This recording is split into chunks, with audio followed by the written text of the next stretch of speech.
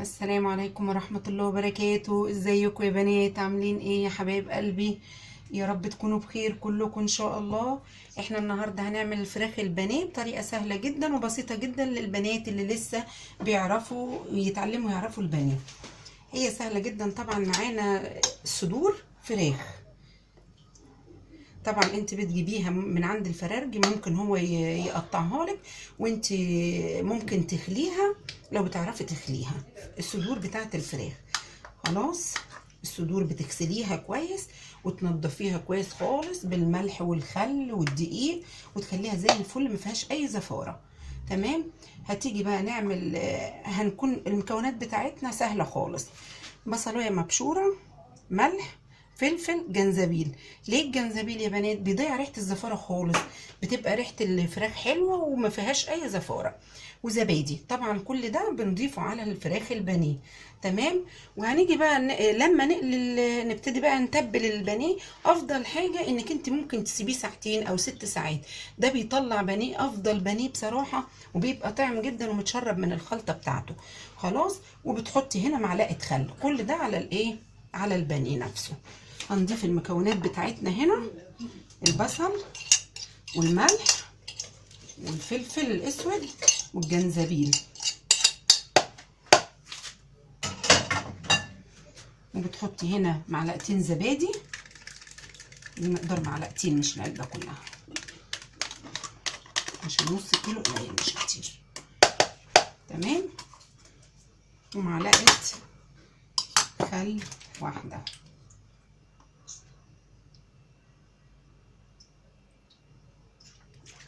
ده الخل بقى بيخلي انسجه الفراخ طريه كده وحلوه ولذيذه.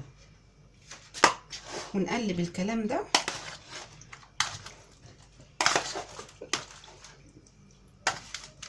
نقلبه كويس جدا.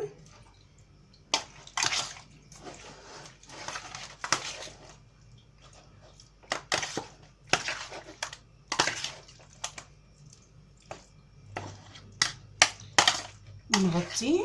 انت بتقلبيه بقى كويس بايديكي، وتسيبيه مقدار 6 ساعات او ساعتين لو مستعجله قوي. خلاص. انا عندي فراخ بانيه متبلاها من امبارح، لان انا دلوقتي بشتغل الصبح. فانا هعملها لكم، وباقي التتبيله كده هنعملها عشان نحمر ايه، البانيه. ده هنغطيها بورقه فويل ونشيلها في التلاجة. خلاص. ودي الفراخ اللي انا تبلتها من بالليل. ماشي يا بنات؟ هي يعني ممكن 6 ساعات، ممكن ساعتين، حسب مزاجك يعني.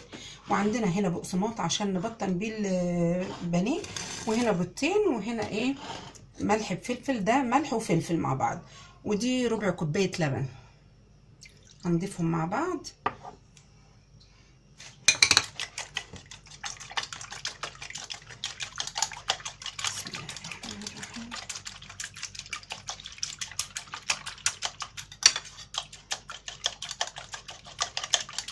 كل ما تكون الفراخ قاعدة في التتبيلة اكتر، كل ما تديكي نتيجة احلى بكتير. وانا عاملة فيديو كمان في خلي الفراخ ازاي تعرفي تخليها. خلاص.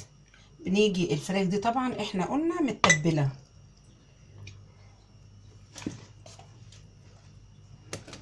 بنيجي نحط في البيض واللبن،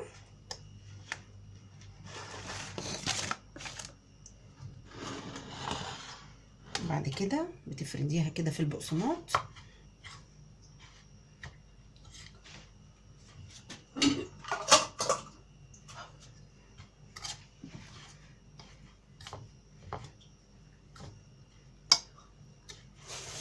وتضغطي عليها كويس جدا.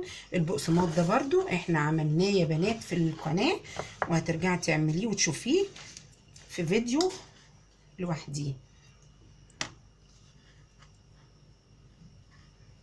لازم تضغطي على الفراخ كويس. بايديك طبعا تبقي غسلاها وتبقى زي الفل قبل ما تبتدي تعملي اي حاجة في المطبخ.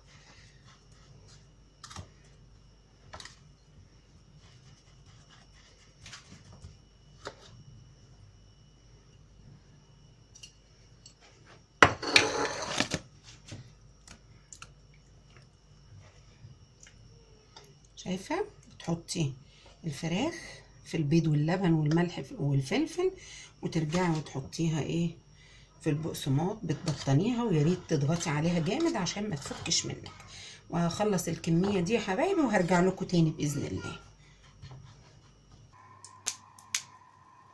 ورجعنا يا بنات اهو بعد ما بطلنا الفراخ البانيه بتاعتنا بالبقسماط بتاعنا اللي احنا تبلناه، وبنبتدي نقليه في زيت سخن، بس ما يكونش سخن قوي، على درجة حرارة متوسطة، لانك لو عملتيه على درجة حرارة عالية بينشف منك. وما تقلبيش فيه.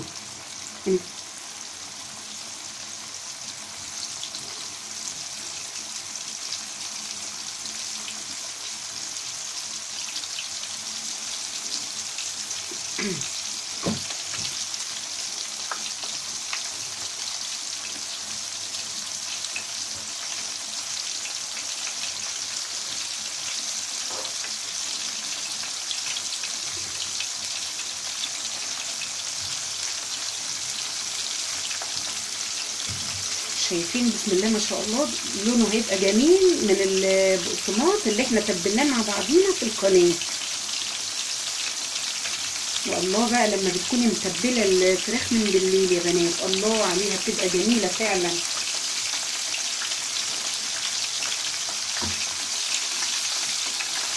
ما تخليهاش تسود منك في النار.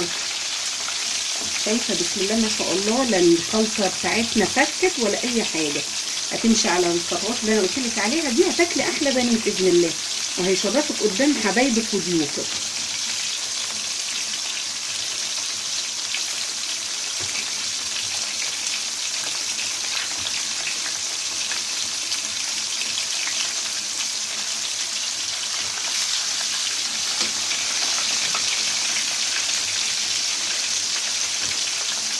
شايفه اللون ذهبي حلو وجميل،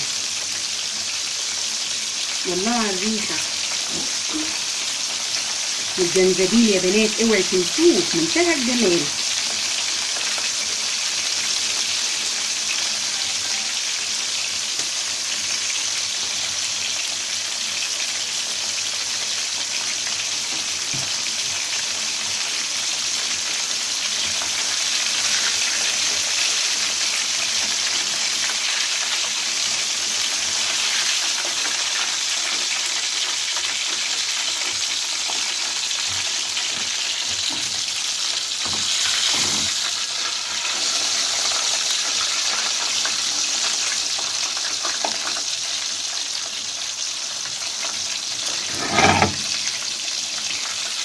بنطلعها على مناديل المطبخ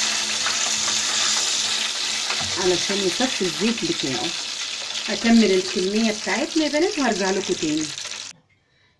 وده يا بنات شكل البانيه بعد ما قليناه في الزيت، وهنا كده زيناه، وهيعجبكم باذن الله، وان شاء الله هتجربوه هتدعوا لي ان شاء الله يا حبايبي. وان شاء الله كده عايزين نشوف وصفات تانية في القناة. دوس لايك وشير وسبسكرايب، وشوف الاكلات بتاعتي هتعجبكم باذن الله يا حبايبي. ربنا يحفظكم يا رب، مع الف سلامة.